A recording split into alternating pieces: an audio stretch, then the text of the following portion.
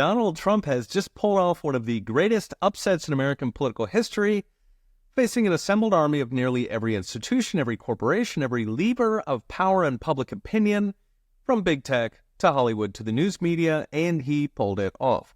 He won because he masterfully converted an elite-dominated GOP into a grassroots populist movement that finally speaks to the American people, while the Democrats went all in with corporations, the financial elite, and our ruling bureaucracy, culminating in the totalitarian COVID lockdowns.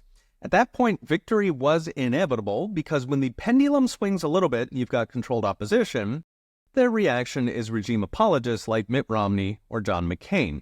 But when the pendulum swings a lot and you build a grassroots movement, you get a Donald Trump. My favorite economic historian, Murray Rothbard, actually dreamed of this 30 years ago in an essay called A Strategy for the Right. Rothbard went through the effete opposition of post-FDR establishment conservatives who wasted decades doing cleanup for the left's revolution. They would spend, we would raise taxes. As Michael Malice put it, establishment conservatism was progressives going the speed limit. This, of course, is the famous Uniparty. So according to Rothbard, instead of cleanup, we need a populist firebrand who can unite small government economics and social conservatism to hack the federal government to oblivion, what it takes, what it spends, what it controls.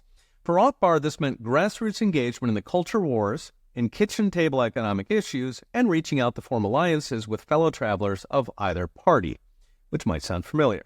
Rothbard stressed intellectual guerrilla warfare, talking directly to the people, not using universities to influence the elite, but going directly to voters on issues they actually care about, demystifying and delegitimizing state power. Above all, talking to the working class who are both the most patriotic and the most skeptical of faculty lounge leftism. In short, trading the pipe and bow tie of elite engagement for the McDonald's apron. So that is Trump. Firebrand style, the war on woke, the alliances with fellow travelers from RFK to Tulsi to former Democrats, Elon Musk and Joe Rogan.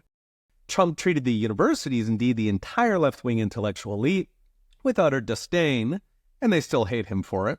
A contrast set with Mitt Romney, who deeply cares about getting invited to the good cocktail parties in the D.C. circuit.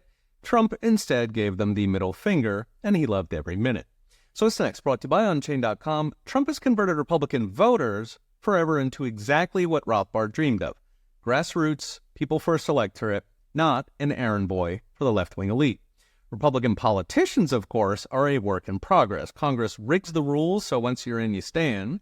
So it's a slow process replacing obsolete rhinos with America First Republicans. Still, politics is the art of finding a parade and getting in front of it, and 95% of Republicans just chose Trump.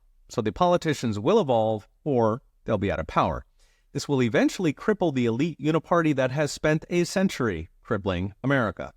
After all, it takes two parties to make a uniparty. Now, before Trump, American elections had become uniparty play fights. Now, they are true contests of the people versus the elite. And the people apparently win. Read the rest at my free newsletter, profsatonch.com. Okay, we'll be watching. See you next time.